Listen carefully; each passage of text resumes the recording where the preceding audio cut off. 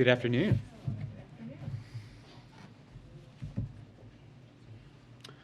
So today, we are pleased to welcome Shalonda Young and Cecilia Rouse to the briefing room to address your questions on the 2023 budget.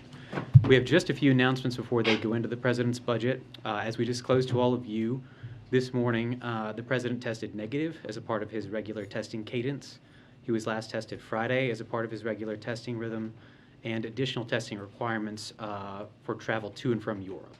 Moving forward, he will proceed on his regular testing schedule, and we will continue to update all of you out of an abundance of transparency. And of course, we wish Kareen and Jen speedy recoveries. They are currently both following CDC guidance and will be back following a negative test. Jen shared this morning that she's feeling stir crazy and will be back soon. First, on Judge Jackson. Judge Jackson continued to build support last week after she spent over 20 hours in marathon confirmation hearings, demonstrating her credentials, intellect, character, grace, and the value of her deep experience. She reminded the country of why the President chose her and why she has been endorsed by conservative judges, the Fraternal Order of Police, the International Association of Chiefs of Police, dozens of police chiefs and sheriffs who lead many of the busiest departments in the United States, and 83 former state attorneys general from both parties. Polls keep showing that she has strong backing among the American people, with some indicating that she has the most support of any Supreme Court nominee since John Roberts, who she ties with and with whom she shares a similar philosophy about judges serving as referees who decide cases based on the law and the facts. She has now met with more than a majority of the Senate and is continuing her engagement with senators today and throughout the week. Judge Jackson responded to Republicans' request for in-person meetings by promising to sit down with any member who wanted to, and she is honoring that promise. Something else that speaks to the strength of Judge Jackson's qualifications, which a series of Republicans have affirmed make her unquestionably fit to serve on the Supreme Court, and to the strength of her record, is the multitude of fact checks from the press, from retired judges, and from former prosecutors who have dismantled attacks brought by a small group of GOP senators. The truth is that every single one of the specific senators who joined in these bad faith attacks on her sentencing record with respect to child pornography has voted for numerous Trump-nominated judges who sentenced defendants for the same crimes in the same fashion, below guidelines widely considered to be out of date across the judiciary, and below what prosecutors sought, which is also a norm. For example, last week, the Washington Post fact-checker wrote a piece headlined, "These Trump judges fail Hawley's sentencing test for Jackson." The New York Times fact-checking team also covered this, writing, "Critics of Jackson's child sex abuse sentences backed judges with similar records." The Trump-nominated judges they surveyed received broad support and even included Sixth Circuit Judge Amul Thapar, who was on Donald Trump's shortlist for the Supreme Court. This was all on top of a raft of other fact checks already establishing that the basis of these criticisms was dishonest. And then, in terms of the budget, as you heard the President discuss earlier today, he has released his second budget, which builds on historic deficit reduction his agenda is delivering by means of the fastest economic growth in almost 40 years, on top of record-breaking job creation and unemployment reduction in 2021. The President's budget will help bring more jobs back to America, make us safer at home by increasing funding for police, and more secure in the world by investing in our national security and alliances.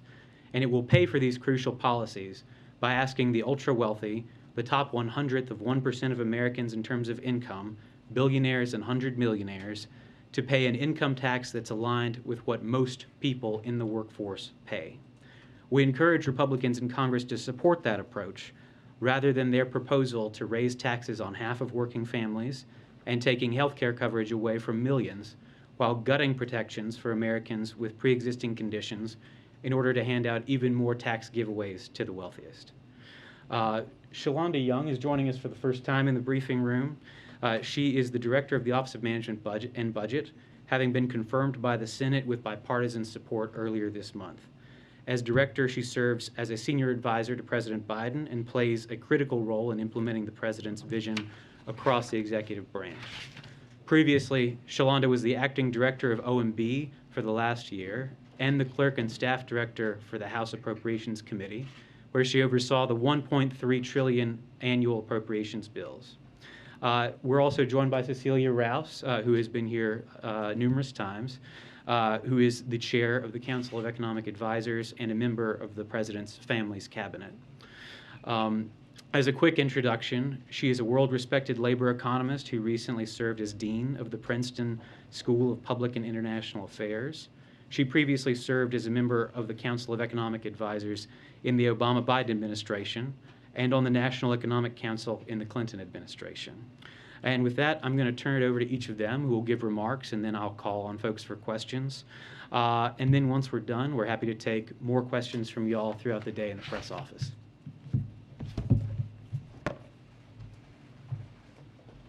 All right, be nice to the newbie. For OMB director, this is like prom day, so I'm very happy to be here with you today. You've heard the president say this, you heard him say it this morning. Budgets are about values. In his 2023 budget puts our values to work in 3 key ways. First is fiscally responsible. The budget shows that we're on track to reduce the deficit by more than $1.3 trillion. This is the largest year-over-year decline in history, and less than half of the deficit the president inherited. And that's no accident. It's a result of the president's strategy to combat the pandemic and grow our economy, a strategy that has built on smart investments and helped jumpstart our recovery. And that strategy has paid off. In 2021, we created more than 6.5 million jobs, the most our country has ever recorded in a single year. Our economy grew 5.7%, the most in 40 years. And the unemployment rate has fallen to 3.8%, the fastest decline in recorded history.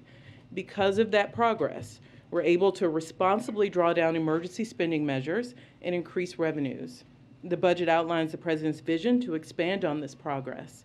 Its investments are more than fully paid for through tax reforms, ensure corporations and the wealthiest Americans pay their fair share. It achieves significant deficit reduction over the next decade. And it ensures no one earning less than $400,000 pays a penny more in new taxes. Second, the budget invests in security, both here and abroad. Here at home, it includes investments to keep our community safe, put more cops on the beat for community policing, fight gun crime, and advance criminal justice reform. The budget also strengthens our military and leverages our renewed strength at home to meet pressing global challenges, making one of the largest investments in our national security in U.S. history.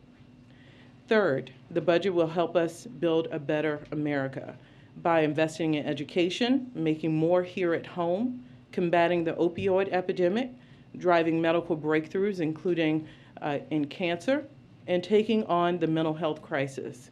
The budget also makes clear that the president is committed to working with Congress to pass legislation that reduces the deficit, cuts costs for families, and expands the productive capacity of our economy. These are all things we can make progress on together, and we're looking forward to working with Congress to advance these priorities for the American people. Thank you.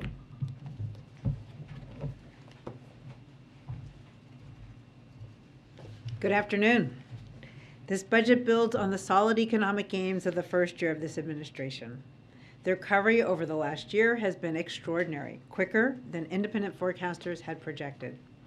Over 2021, real output grew by 5.6%, the fastest since 1984. The unemployment rate fell at its fastest pace since modern data began in 1948. The labor force participation rate of Americans ages 25 to 54 grew by the most since 1979.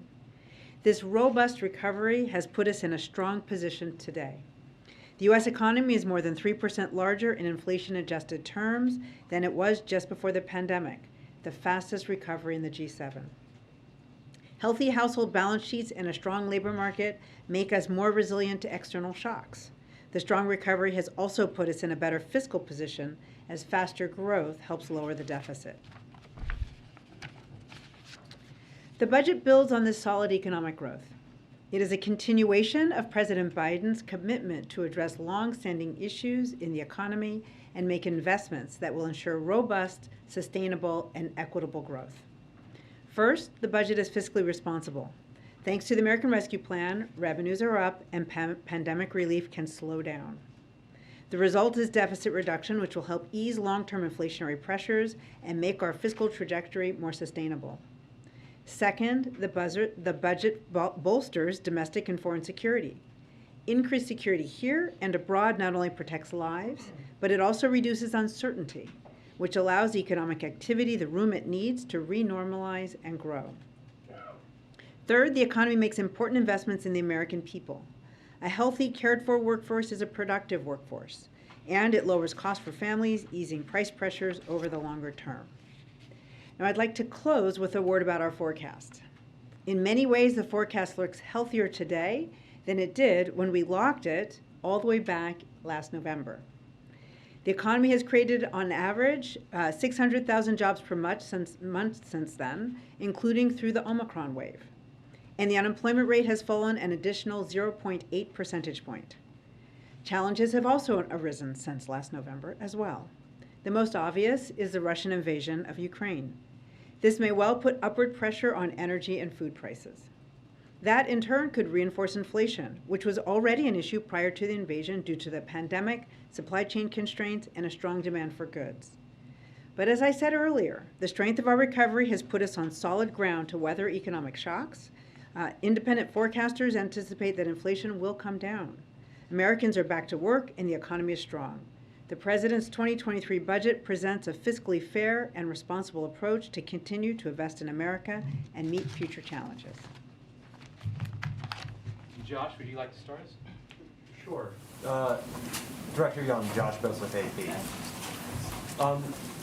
I want to understand the reserve fund for whatever comes out of negotiations with Congress. You said on the call this morning that talks are ongoing. The budget says of the President's priorities, they include the expanded child tax credit, something that we previously believed was off the table. Can you give us a sense of where negotiations are and what we could expect in terms of how active they are, such that you felt obligated to exclude those priorities from the total? One, let me start where you ended. They're not excluded. What we didn't do is detail things, so we did not get ahead of negotiations. You probably heard that I spent a little time on Capitol Hill. What we don't do is get ahead of congressional negotiations. We certainly don't negotiate in public. The reserve fund is meant to hold revenues enough for whatever framework comes out of Congress. What we're not doing is double counting revenues. So the revenues we're holding in the reserve fund are different. For example, we're not counting the savings from prescription drug reform in the deficit neutral reserve fund. That they can use that if they want. We're not counting that for our 23 budget. So one, we're not going to negotiate in public. Two, we need to leave revenues for legislation the President has consistently called on Congress to send to his desk. That is, I think, as clear as I can be. Sure, but it's been an exhausting month, as we can all attest to, and I imagine that's true for you as well. Have you had any talks or negotiations with regard to this in the last month with members of Congress? Look, I think an easy way to not get anything done is to negotiate in public. We're not going to do that. The 23 budget, I think, is the responsible thing to do, to hold enough revenues so Congress can use those if it wants to send legislation to the President that reduces the deficit and reduces costs for the American people. Sabrina. Thank you so much. You're placing a lot of emphasis with this budget on deficit reduction. Can you talk a little bit more about that? Is it an effort to persuade Senator Manchin and other centrists who've raised concerns about the deficit, or does your administration believe that the deficit is in fact getting too high? Let me remind you, this President sent up a budget. This is his second one. And in both budgets, he has paid for his proposals. This is a classic Joe Biden budget. So just as he did last year, we're putting forward proposals that do two things. Establishes a tax system that's fair, where corporations and the wealthiest pay their fair share, but it has the added benefit of paying for needs of the American people, like reducing child care. What specific proposals beyond the wealth tax would lower the deficit by $1 trillion over the next decade, as you say? So one, we're already in the process from last year to this year, reducing the deficit by $1.3 trillion. The proposals in the budget would also bring about another $1 trillion decrease. In addition to the billionaire income tax proposal that we have in the budget, we also believe that we should take the individual rate back to 39.6%, and also bring corporate tax rates back up, not even quite back up to where they were before the Trump tax cuts. Steve? Cecilia, you mentioned that the Ukraine invasion is going to have a complicated inflation. Could you talk a little bit more about that? What should Americans expect? Higher gasoline prices, food? What do you think? So as the president has said, this is an important place for the United States. This is an important moment for democracy. But what we do know is that Putin's invasion of Ukraine will have impacts on both energy prices and food prices.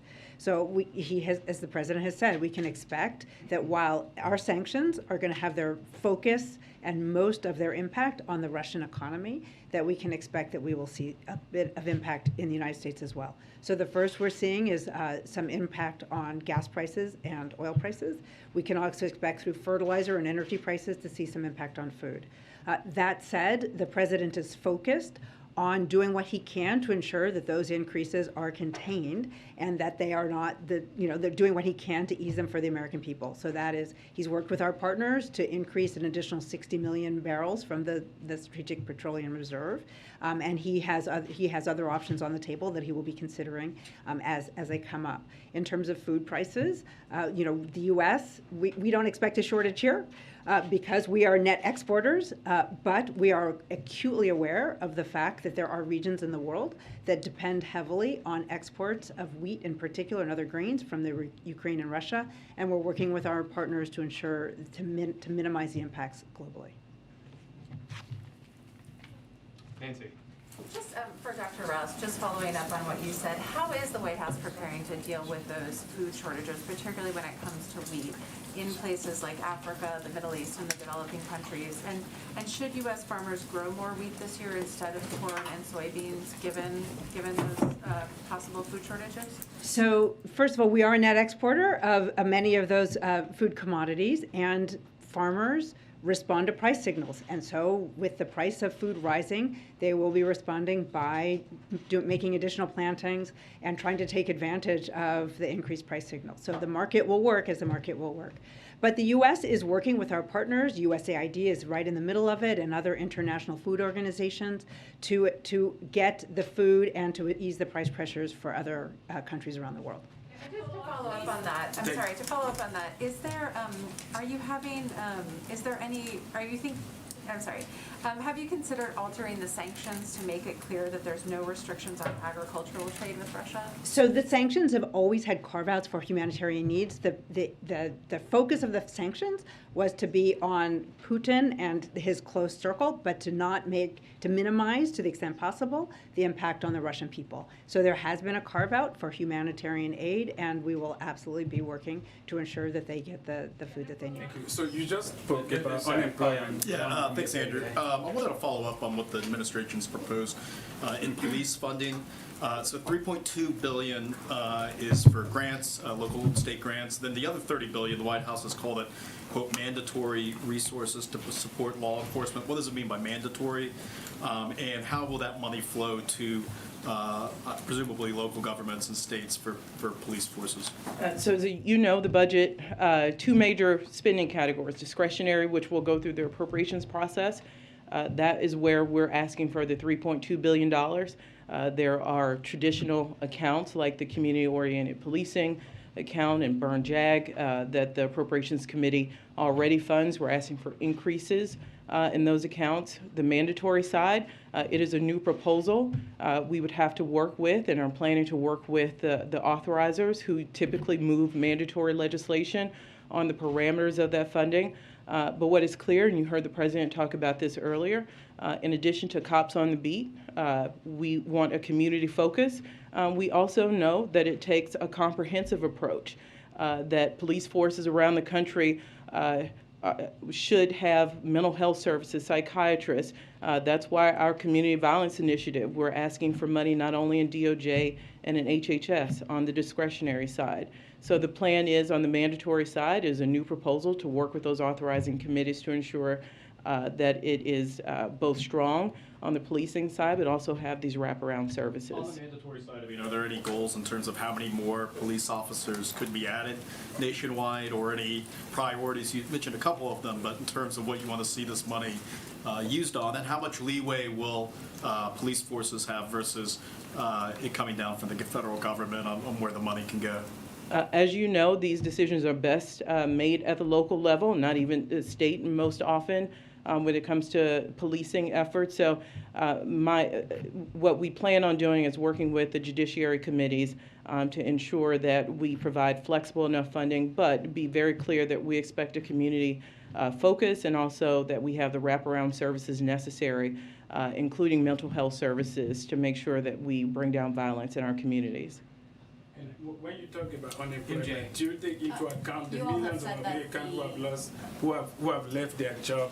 Do you take that into account? So we're calling on MJ. You all have said that the inflation estimates for this budget were set in November, and if the invasion were to be taken into account, the outlook would look pretty different. So should we expect an updated analysis from this administration on that front to take into account the invasion?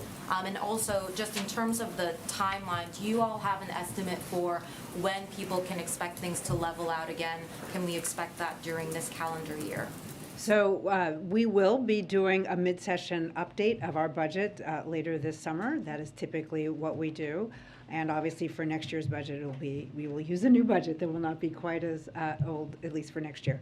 Outside forecasters who have been, who are studying this as well, expect that inflation will be higher than they were anticipating back when we locked our budget, so then at the beginning of the year before the invasion.